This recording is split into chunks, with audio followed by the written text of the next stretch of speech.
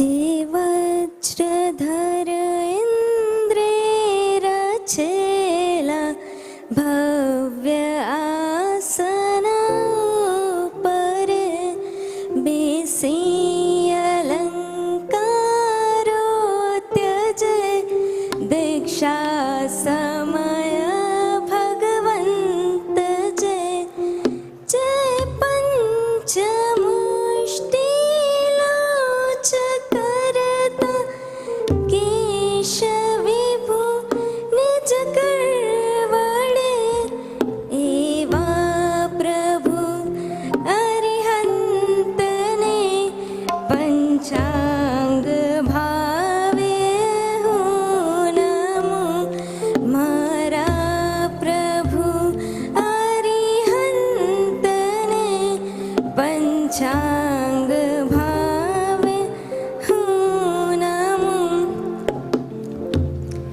मुझ में धर्म की आदि करने वाले, हुबली में शांति करने वाले, मेरे पार्श्व में रहकर मुनि बनाने द्वारा सुव्रत का पालन कराने वाले तथा वसुधा पूजित श्री वासुपूज्य स्वामी, सबको सहस्रशः नमनावली। आराध्या की आराधक करने वाले, सिद्ध के साधक, आचार्य पद के उपासक, हम सबके तारक, ऐसे श्री पूज्य गुरुदेव भुवन भानु सुरेश्वर जी महाराज साहब, पूज्य जयगौर सुरेश्वर जी महाराज साहब, पूज्य अभिषेक सुरेश्वर जी महाराज साहब आदि के चरणों में प्रणत वंदन श्रेणी। यहाँ पधार कर हमारा उल्लास बढ़ाने वाले आप सभी ऐसे श्रमणोपासक को मेरा हार्दिक प्रणाम। कई लोग हमें पूछते हैं, कई लोग यानी आप जैसे कई लोग पूछते हैं कि आपने इतनी छोटी उम्र में ऐसा क्या अनुभव कर दिया कि आपको ये संसार हे लगा, छोड़ने जैसा लगा। आप ही मुझे बताओ कि क्या छोड़ने जैसी वस्तु का भी कोई अनुभव करना होता है? बताओ। चलो, जहर है, उसको आप चखने के बाद छोड़ते हो या स्वाद लिए बिना ही छोड़ देते हो? सांप को हाथ में लेकर उसके साथ खेलकर उसको छोड़ते हो या उससे पहले से ही दूरी मेंटेन करते हो? बताओ बताओ।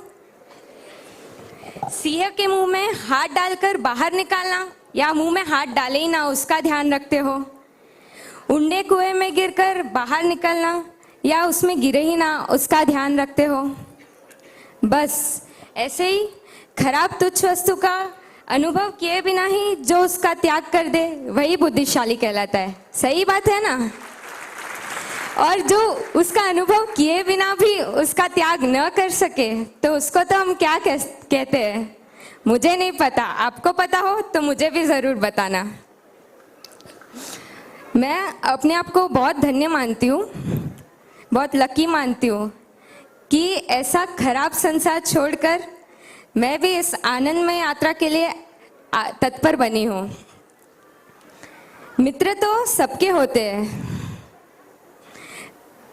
पर क्या आपको पता है मित्र में भी भेद है? एक जो आपके सुख दुख की चिंता करे वह मित्र है। उससे बढ़कर जो आपके हित अहित, पुण्य और पाप, इस भव और परभव की भी चिंता करे वह कौन कहलाता है? सही कहा, कल्याण मित्र। क्या आपको पता है मेरे कल्याण मित्र कौन है? उससे पहले मैं पूछना चाहती हूँ, क्या आप सबके कोई कल्याण मित्र है? अच्छा है, जिसके कल्याण मित्र है उनको वो बहुत लकी है। ऐसे एक कल्याण मित्र दीक्षिता, जो कल बहुत प्रचलित हो चुके हैं अभिषेक भाई द्वारा, उनकी बहन मारा साहब और मेरे कल्याण मित्र ऐसे पूज्य साध्वी जी श्री त्रिलोक ज्योति माँ सबके चरणों में कोटिशय वंदन। स्कूल की बात है, एलकेजी से लेकर 10th में एक ही स्कूल में पढ़े, फिर 7 से सीबीएसई स्टार्ट हुई तो एक ही क्लास में पढ़े, पर कभी ही बात नहीं की। बहुत बड़ा आश्चर्य। वो कहते हैं ना, जिसका मिलना जब लिखा होता है वो तभी मिलते हैं। और बस हमारी स्टोरी भी कुछ ऐसी। 10th के कुछ ही महीने बाकी और हम दोनों की बातचीत चालू हुई। एक ऐसा ऋणानुबंध कि कुछ ही समय में हम बहुत क्लोज हो गए। स्कूल कंप्लीट तो हो गई, वो साहिब के पास रहने गए। वो स्कूल में कहते थे मुझे दीक्षा लेनी है, किसी को बिलीव नहीं होता था। फिर वो तो साहिब के पास रहने गए, मैंने भी मेरी कॉलेज कंटिन्यू की। कॉलेज लाइफ तो कैसी होती है, मैं भी इतनी ही शौकीन। खाने पीने का शौक हो या बाहर घूमने का शौक, टीवी का तो इतना चस्का, आप लोग बिलीव नहीं करोगे, फुल डे टीवी के सामने बैठती थी। खाना हो पीना हो सब टीवी के सामने। घूमने जाने का तो इतना शौक, फिक्स एवरी संडे पूजा के साथ बाहर खाने जाना।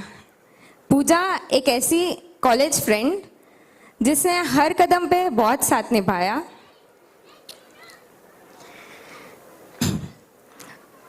फिर कॉलेज में ऐसे था कि फुल मस्ती करना, मौज शौक करो, क्या लाइफ वो भी। साहिब से लाइक त्रिलोक दीक्षिता से तो कांटेक्ट था ही, तो धर्म में तो इंटरेस्ट नहीं था, पर उनके कांटेक्ट की वजह से धीरे धीरे धर्म में जुड़ने लगी। रात्रि भोजन त्याग, कंदमूल त्याग आदि वगैरह सब चालू किया। आगे साहिब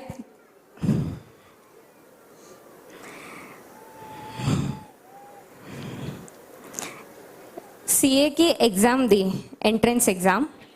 कुछ मार्क्स कम होने के कारण फेल हो गई। तब मेरी बहन ने मुझे कहा कि उदास मत हो सकता है तेरी लाइफ में इससे भी कुछ ज़्यादा अच्छा लिखा हो। तब तो इसको बहुत लाइटली ले लिया। फिर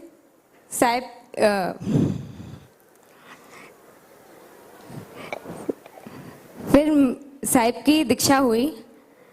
जैसे जैसे टाइम पास हुआ, मेरा भी थोड़ा बहुत उनके पास रहने जाने का हुआ, क्योंकि उनसे इतना ऋणानुबंध। उसके बाद मेरे लाइफ का भी एक टर्निंग पॉइंट आया।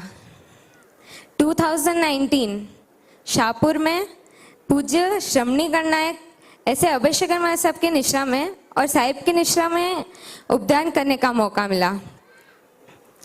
वहाँ पे साहिब की प्रवचन की धारा ऐसी बही कि मन में जो उलझने थी उसको क्लैरिटी मिलती गई और दिमाग का जो केमिकल लोचा था वो भी क्लियर होता गया।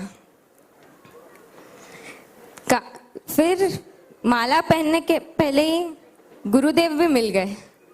एक कल्याण मित्र ने मुझे सुदेव और सुधर्म की तो पहचान कराई ही, साथ ही मुझे सुगुरु ऐसे पूज्य साधु जी ज्योतिवदना श्रीजी महाराज साहब का भी संग करवाया। इसलिए कहते हैं कि एक कल्याण मित्र होना बहुत ज़रूरी है, उसके साथ साथ एक गुरु का भी होना बहुत ज़रूरी है। गुरु जी को तो आप सब जानते ही हो, वात्सल्य सागर, सरलता, बहुत सारे गुण हैं, कहने को शब्द नहीं है।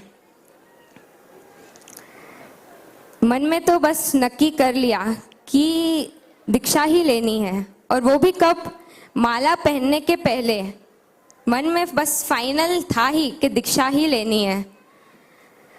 कहाँ सीए यानी चार्टर्ड अकाउंटेंट करने वाली मैं आज सीए यानी चारित्र अंगीकार करने जा रही हूँ।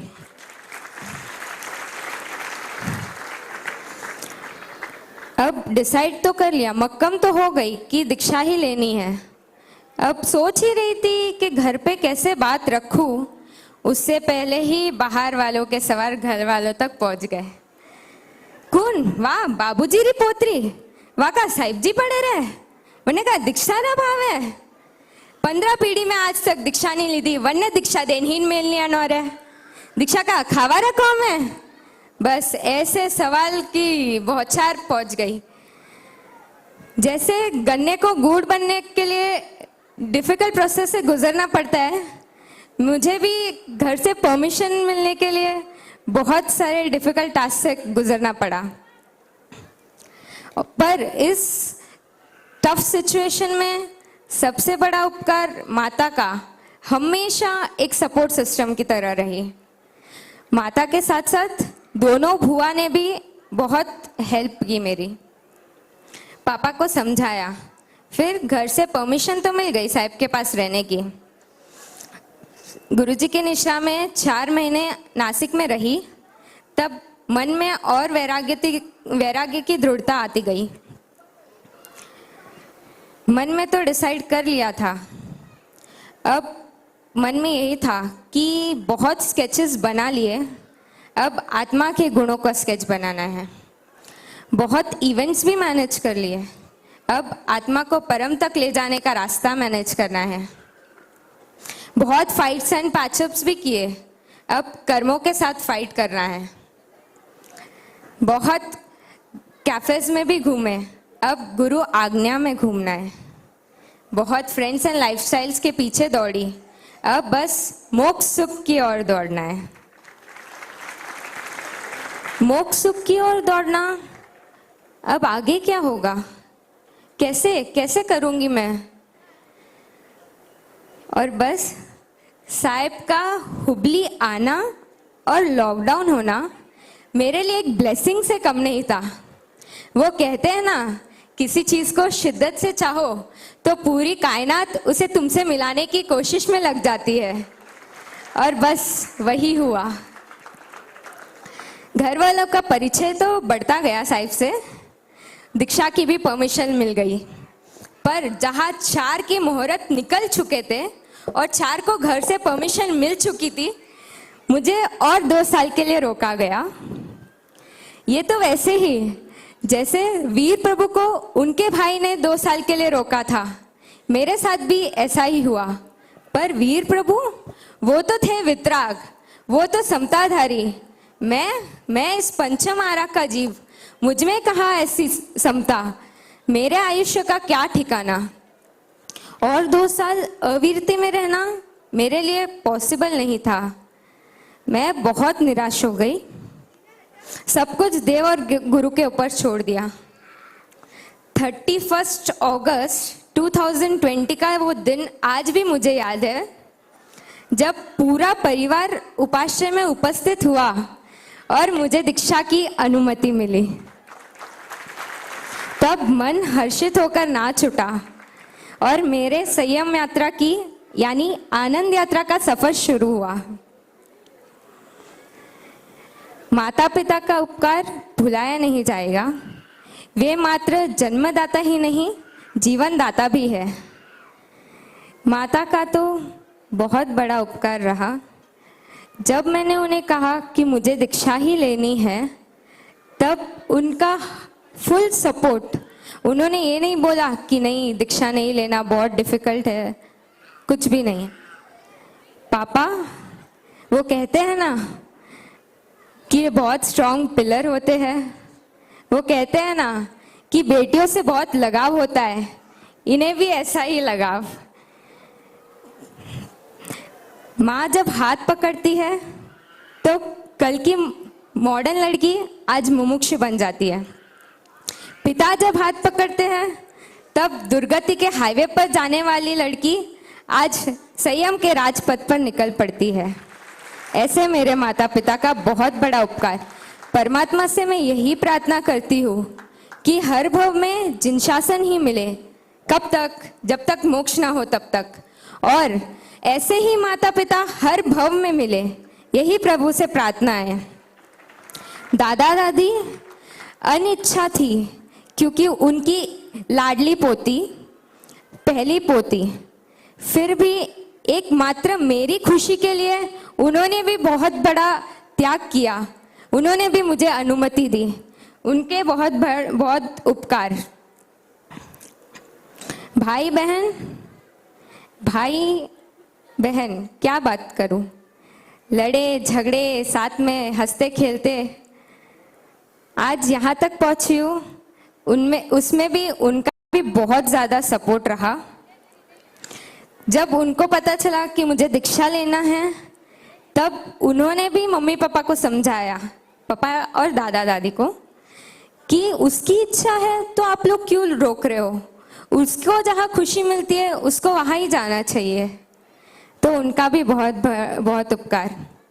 चाचा चाची, मामा मामी, नाना नानी और कई लोग ऐसे जो पर्दे के पीछे भी रहे और पर्दे के सामने भी, उससे पहले इन सब ने बहुत बड़ा उपकार निभाया। माता पिता के जैसे ही इन्होंने भी मुझे रखा। स्कूल जाते तब रिपोर्ट कार्ड लेने कोई आता तो वो पिता का काम करता। रात रात भर जागकर मेरे लिए बैठते तो उन्होंने माता का काम किया। उन सब का भी बहुत बहुत उपकार।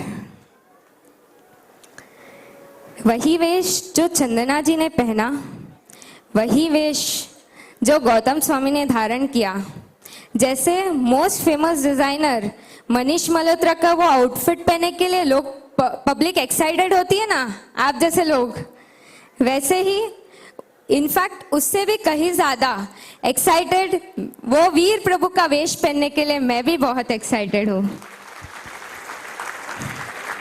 सभी गुरुजी का भी बहुत बड़ा उपकार रहा। उन्होंने बहुत सिखाया और यहाँ तक आगे बढ़ाया। इतने सारे संघ, नामी अनामी, सभी संघ को मेरा बहुत बहुत धन्यवाद। आप सब यहाँ पर पधारे, हमको बहुत आशीर्वाद देना कि हम इस संयम मार्ग पर ऐसे आगे बढ़े कि जल्दी से जल्दी हमारे लक्ष्य तक पहुंचे। दीक्षा ये लक्ष्य नहीं है, ये तो बस एक शुरुआत है। स्वरूप की प्राप्ति वो बड़ा लक्ष्य है। तो ऐसा आशीर्वाद देना कि जल्दी से जल्दी लक्ष्य तक पहुंच सके। वितराग की आज्ञा विरुद्ध कुछ भी कहा हो तो मिच्छामि दुक्कडम, और 24 इयर्स में कुछ भी किसी के साथ भी अविनय अविवेक का व्यवहार किया हो तो मिच्छामि दुक्कडम, मिच्छामि दुक्कडम, मिच्छामि दुक्कडम।